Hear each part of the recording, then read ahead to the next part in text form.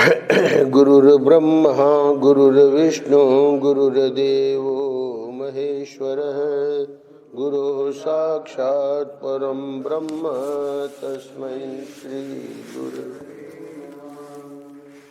नारायण नारायण नारायण नारायण। आज 21 नवंबर है। आनंद रस रत्नाकर का आज का पृष्ठ भी भक्ति योग में से है।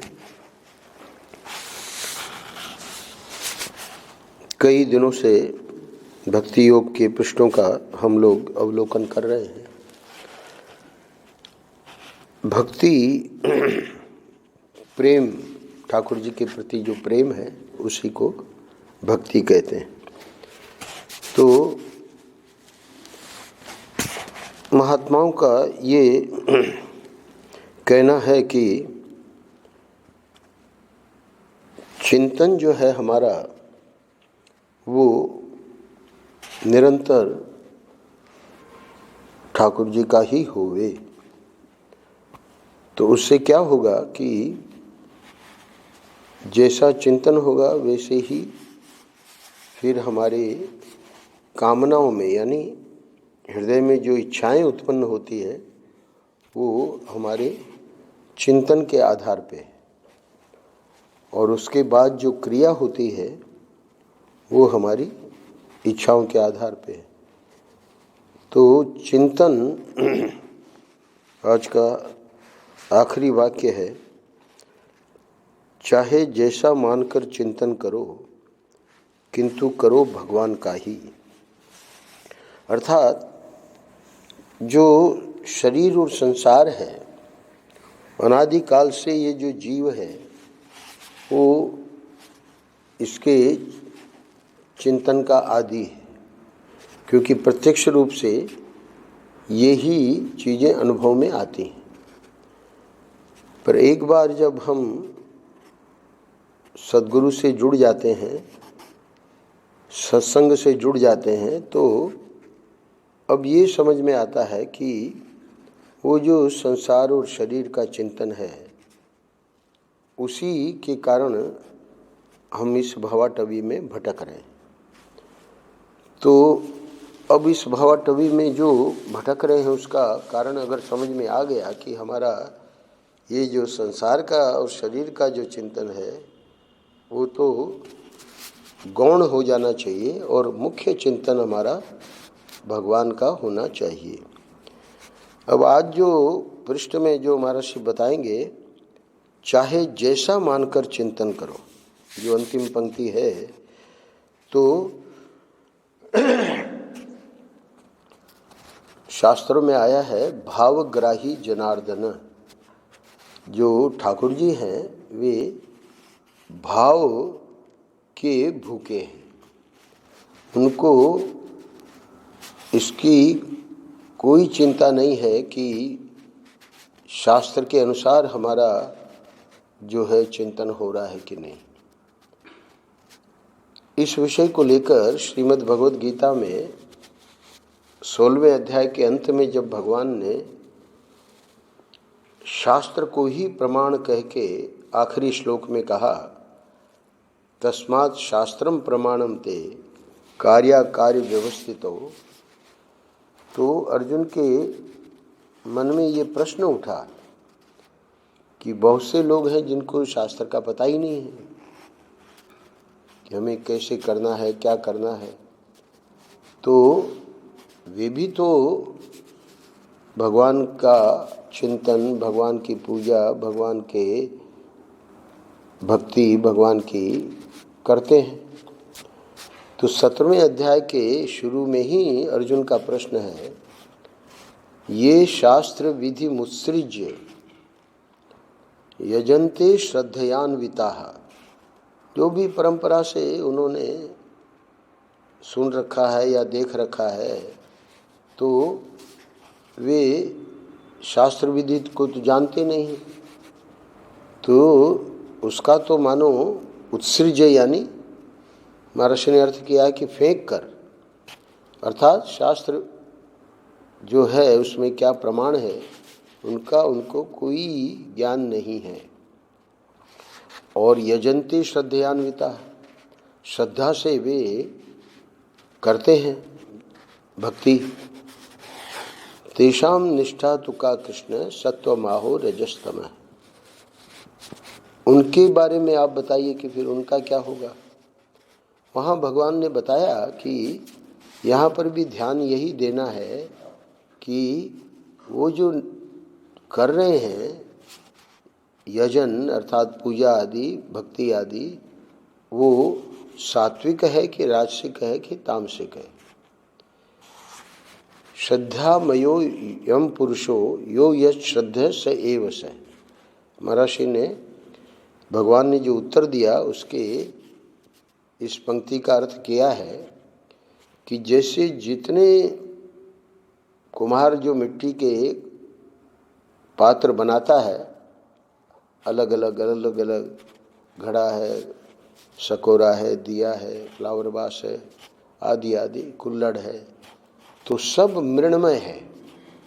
जितने पात्र बने वो सब मिट्टी के ही हैं।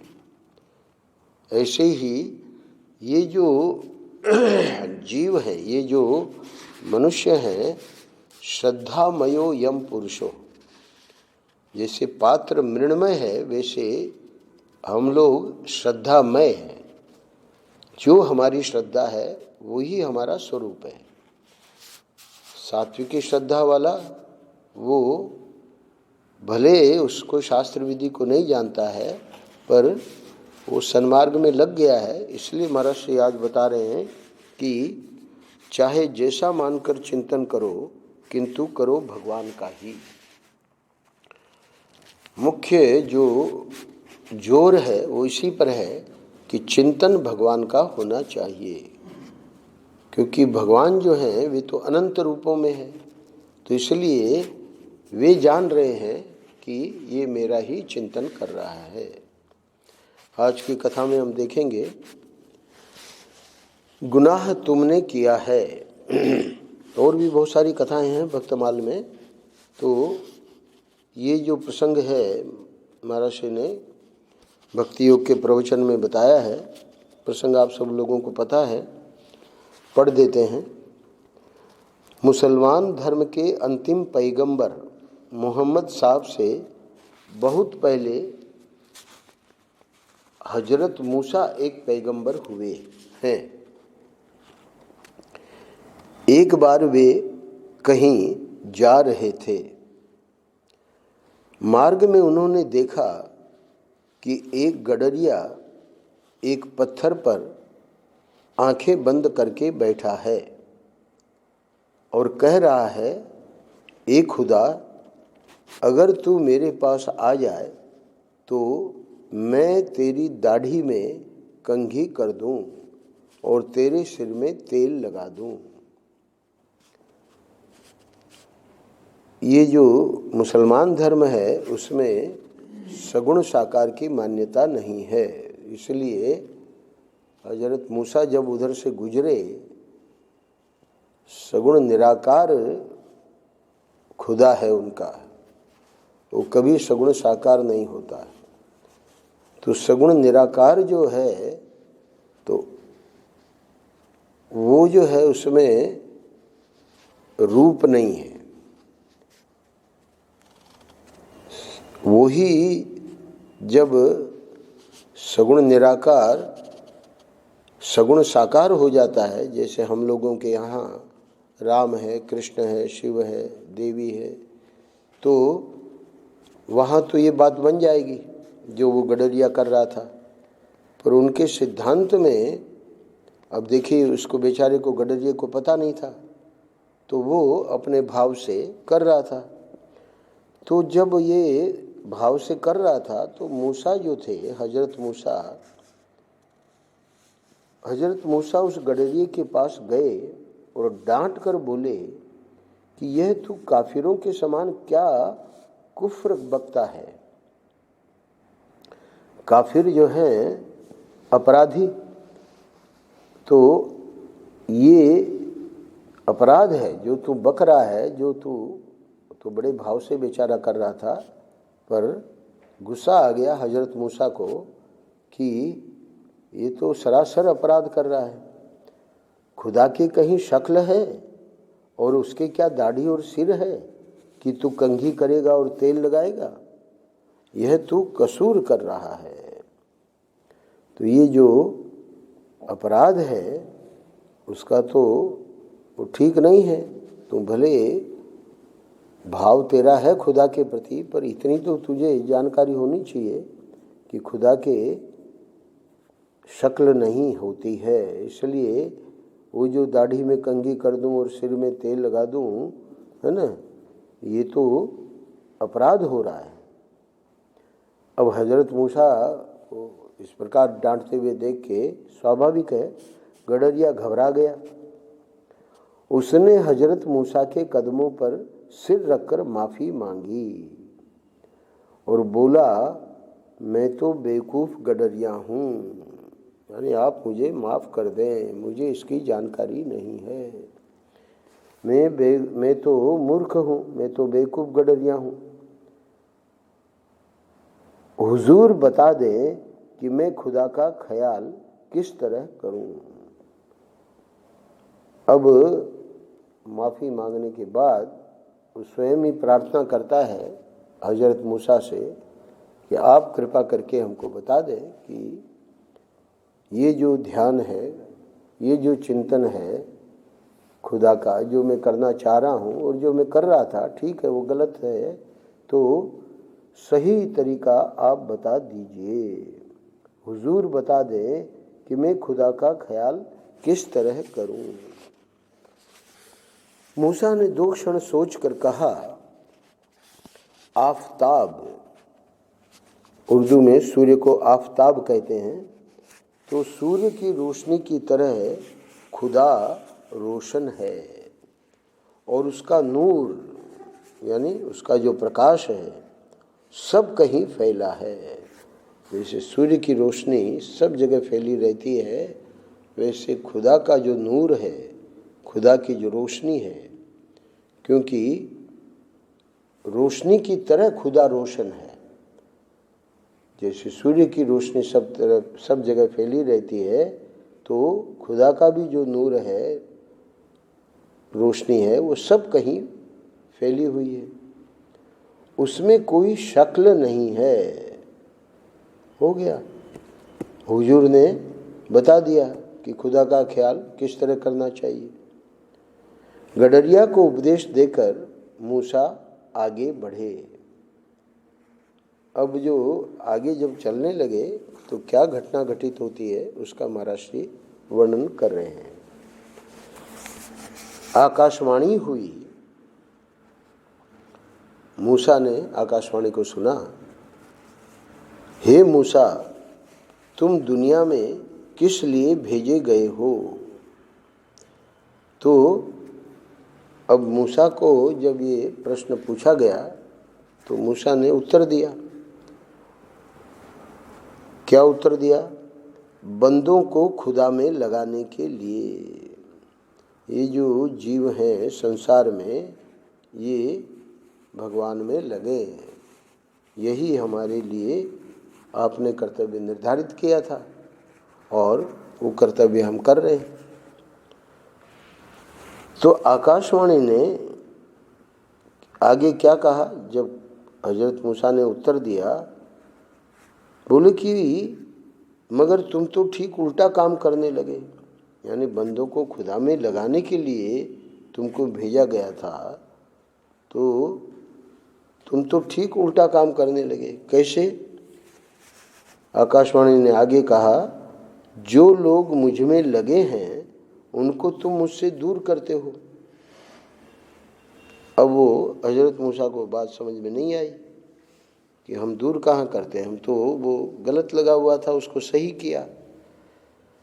तब आकाशवाणी ने कहा कि वह गडरिया जो कुछ कर रहा था वह गलत था, तो तुमने जो खुदा को रोशनी की तरह बताया, क्या वह ठीक है?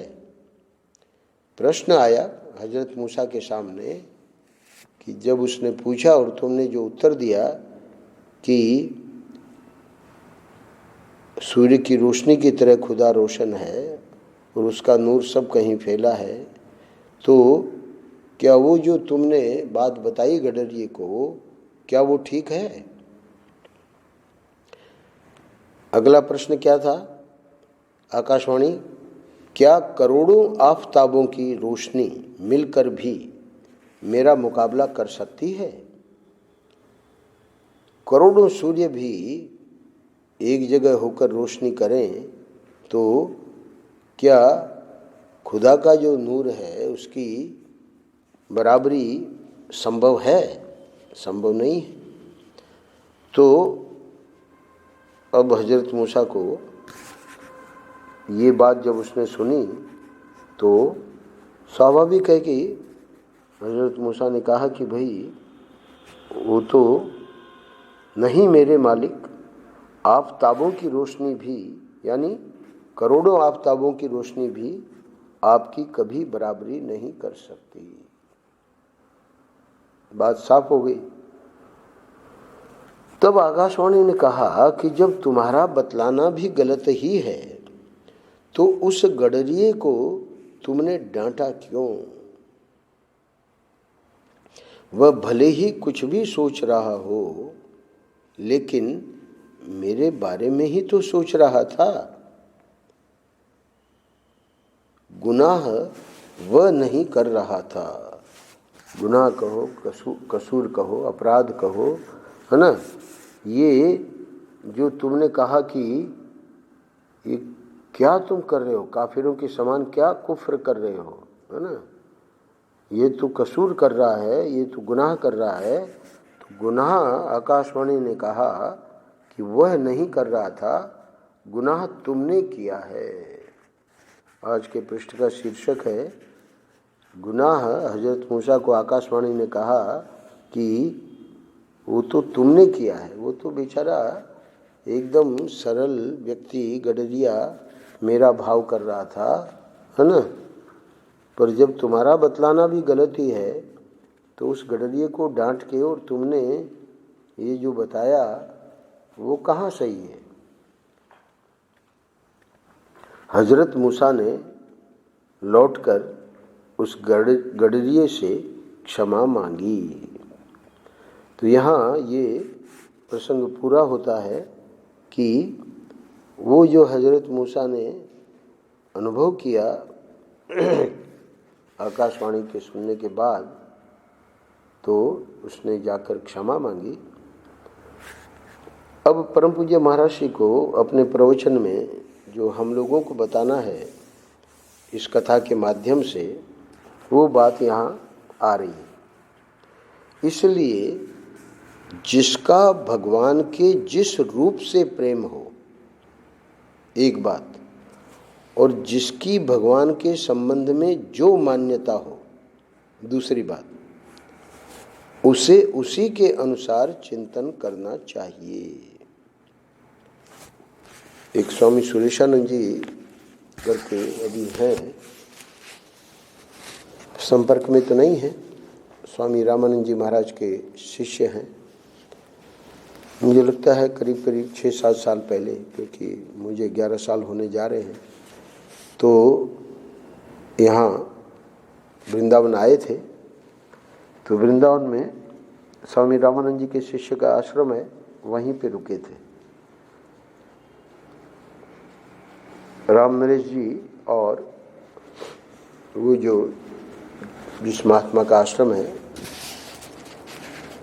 यानी उनके गुरु भाई और वे स्वयं सुरेशानंद जी, तीनों गोपालगढ़ आए।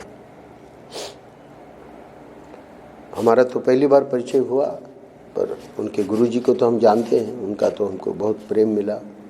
स्वामी गिरीशानंद जी ने तो उनके कहने से वहाँ भागवत सप्ताह किया ओंकारेश्वर में, उनके आश्रम में। तो परिचय भले पहली बार हुआ, पर इतने विद्वान सुरेशानंद जी, और नियम क्या लिया गुरु जी के लीला स्मरण के बाद। गुरु जी को लीला स्मरण के 11 साल हो गए हैं। एक तो पैसा नहीं छूते, और दूसरा वाहन पे नहीं चलते, ई रिक्शा भी नहीं, टेम्पो भी नहीं, ये अपना ऑटो वगैरह कुछ नहीं, पैदल। तो वहाँ जहाँ भी रुके थे तीनों लोग पैदल ही आए, क्योंकि ये पैदल आए तो उनके साथ ही सब आए। एक बार आए, सत्संग हुआ, फिर दूसरी बार अकेले आए। 5-6 दिन रुके थे वृंदावन। उन्होंने सुनाया हमको कि स्वामी जी, हम गुरु महाराज के पास बैठे हुए थे और एक उनका शिष्य, गृहस्थ शिष्य आया। उस समय कोई भीड़ भाड़ नहीं थी, मैं ही अकेला गुरु महाराज के पास बैठा था।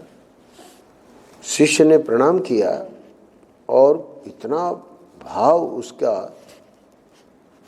गुरु महाराज तो जानते रहे, हमको ज़्यादा जानकारी नहीं थी उस शिष्य के बारे में। प्रणाम करके बैठा गुरु महाराज के चरणों में, हम भी वहीं बैठे थे। और कुछ बातें हुई और उसके बाद गुरुजी को कहा कि मैं क्या करता हूँ सुबह, वो मैं आपको बताना चाह रहा हूँ।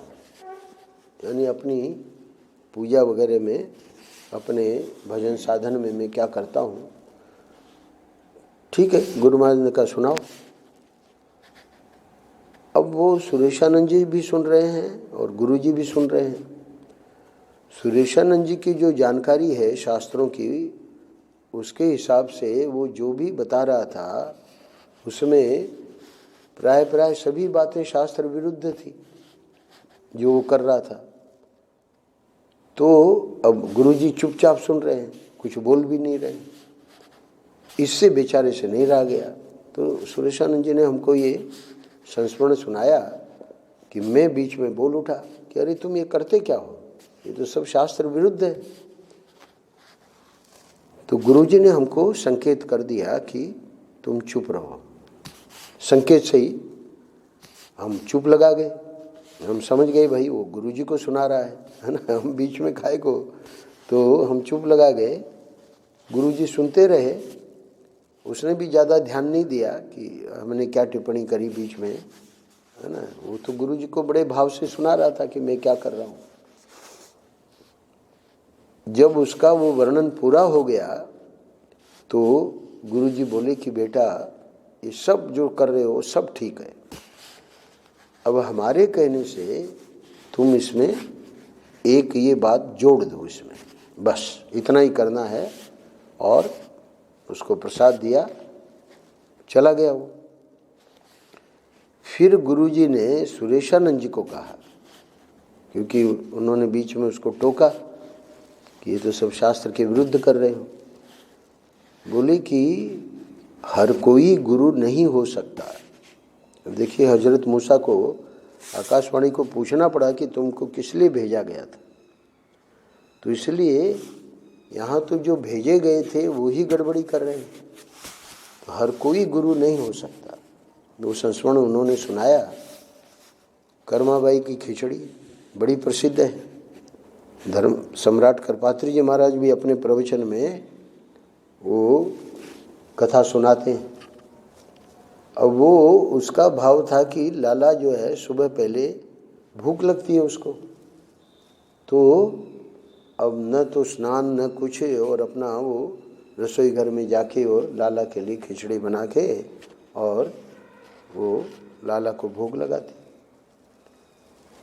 अब कोई जानकार थे उसके, कर्माबाई के पंडित टाइप का व्यक्ति, वो एक रात उनके घर में रुका। तो सुबह पंडित तो जल्दी उठ गया, अपना देख रहा था कि कर्माबाई क्या कर रही है। तो देखा कि न स्नान न कुछ, और अपना जाके खिचड़ी बना के और लाला को भोग लगा रही है। बाद में कर्माबाई को समझाया कि ये सब गलत कर रही हो, ठाकुर जी को भोग इस प्रकार नहीं लगाया जाता। पहले अपने को स्नान करो, पहले अपने को शुद्ध करो, फिर बाद में। और वो बेचारी के ये भाव कि लाला को भूख लग जाती है तो इसमें स्नान वान में तो बहुत देरी हो जाएगी, और वो अपना खिचड़ी बना के भोग लगा देती थी। अब पंडित तो चले गए और वो अपना स्नान वान करके, और उसमें काफ़ी देरी हो जाती थी। ठाकुर जी को वो जो पंडित था उनको स्वप्न देना पड़ा, ये तुमने क्या किया भाई? हमको जो बेचारी वो खिचड़ी खिलाती थी, हमको सुबह भूख लग जाती है, और अब वो तुम जो है कि स्नान वान करती है और उसमें बड़ा विलम्ब हो जाता है ना? ये तुमने क्या जाके गड़बड़ी कर दी? डांट लगाई। पंडित कर्माबाई के पास गया और जाके क्षमा मांगी, बोली कि तुम जैसे खिचड़ी खिलाती हो ऐसे खिलाती रहो। भावग्राही जनार्दन, जिसका भगवान के जिस रूप से प्रेम हो, रूप का आगे स्वयं बता रहे हैं। मत्स्य, भगवान मछली रूप में भी आए, कच्छप कछुए के रूप में भी आए, वाराह, परम पूज्य महाराज श्री की यात्रा कहीं भी हो रही हो या कहीं भी पैदल जा रहे हो, जैसे ही सुअर दिखता था ऑटोमेटिक महाराज श्री के हाथ जुड़ जाते थे, वाराह भगवान करके प्रणाम करते थे। नृसिंह आदि, अब ये जितने रूप गिनाए हैं, है ना, कोई सोचेगा भाई ये तो कोई रूप पूजा वगैरह करने लायक नहीं है। नृसिंह भगवान के दक्षिण में इतने बड़े बड़े मंदिर हैं, आश्चर्य है। सिर्फ रौद्र रूप नहीं है इनका, नृसिंह भगवान का सौम्य रूप भी है। प्रहलाद को जब प्यार कर रहे हैं, कोई कोई रुद्र रूप का मंदिर है, कोई कोई सौम्य रूप का मंदिर है। ये कभी आए थे महात्मा, वो भगवान नृसिंह के भगत हैं। श्रीधर स्वामी को जितना जो कुछ प्राप्त हुआ वो भगवान नृसिंह की कृपा से प्राप्त हुआ। तो कोई भी रूप क्यों न हो, महर्षि कह रहे हैं कि जिस रूप से प्रेम हो, एक बात, और साकार या निराकार, ये जो मान्यताएं हैं, भाई भगवान जो है निर्गुण निराकार है, भगवान जो है सगुण निराकार है, भगवान जो है सगुण साकार है, तो मान्यता को लेकर आगे बता रहे हैं। रूप को लेकर बता दिया कि भगवान के जिस रूप से प्रेम हो अथवा जिसकी भगवान के संबंध में जो मान्यता हो, साकार मान्यता, निराकार मान्यता, चाहे जैसा मानकर चिंतन करो, किंतु करो भगवान का ही। अर्थात अब ये जो अनादि काल से हमारा स्वभाव बना हुआ है संसार और शरीर का चिंतन करने का, ये गलत है। इसको रोकने के लिए जब हम भगवान का चिंतन करने लगेंगे तो अब उसमें जब समय जाएगा तो शरीर और संसार के लिए समय नहीं बचेगा। तो इसलिए उस पर जोर दे रहे हैं कि करो भगवान का ही चिंतन। तो चिंतन भगवान का कहाँ हो पाता है? नहीं हो पाता। बैठ गए आधा घंटा यहाँ सत्संग में या सुन लिया जो भी है, मोबाइल में भी आजकल तो बहुत आता है ना, पर वो जो है भगवान के संबंध में जो मोबाइल में आता है ना, उसको व्यक्ति सुन रहा है कि नहीं सुन रहा है तो बहुत बड़ा प्रश्न है। उसका तो वो संसार और शरीर ही चल रहा है। इसलिए संतों को कहना पड़ता है कि चाहे जैसा मानकर चिंतन करो, किंतु करो भगवान का ही। ये बहुत दुर्लभ मनुष्य शरीर जो मिला है, वो जो है शरीर और संसार का चिंतन करने में अगर इसको भी हमने गंवा दिया तो बहुत बड़ी हानि है। उपनिषदों में आया है कि महती विनष्टि यह चेद वेदी अथ सत्यमस्ति। अगर यहाँ उसको प्राप्त कर लिया जिसके लिए मनुष्य शरीर ठाकुर जी ने दिया, तो तुमने अपना काम बना लिया। नो चेद यह वेदी, यहाँ आने के बाद, मनुष्य शरीर मिलने के बाद, सत्संग मिलने के बाद भी वो अपना काम तुम नहीं बना सके, तो महती विनष्टि, बहुत बड़ा तुमने नुकसान कर लिया। इससे बड़ा और कोई नुकसान नहीं है उपनिषदों के हिसाब से।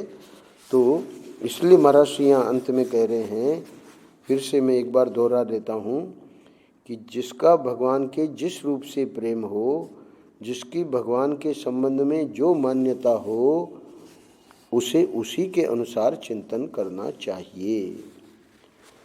सब रूप भी बता दिए और जो मान्यता है वो भी बता दी, और अंत में कहते हैं कि चाहे जैसा मानकर चिंतन करो, किंतु करो भगवान का ही। करुणा, करुणा से संत कह रहे हैं कि भगवान का ही चिंतन करो। संसार और शरीर का जो चिंतन है वो नहीं करो ऐसा नहीं कह रहे हैं, पर वो भी भगवान के संबंध से ही। गोपियाँ सब करती थी, पर ठाकुर जी के संबंध से जितनी उनकी क्रिया होती थी सुबह से शाम तक, यहाँ तक कि श्रृंगार भी, वो भी ठाकुर जी इसे देख के प्रसन्न होंगे। हर एक क्रिया में ठाकुर जी को जोड़ना है, ये बहुत बड़ी कला है। और इसी कला से जब हम अपना जीवन बिताएंगे तो उससे फिर हमको समझ में आएगा कि संत लोग क्या कहना चाह रहे हैं। नारायण नारायण नारायण नारायण। श्री राम जय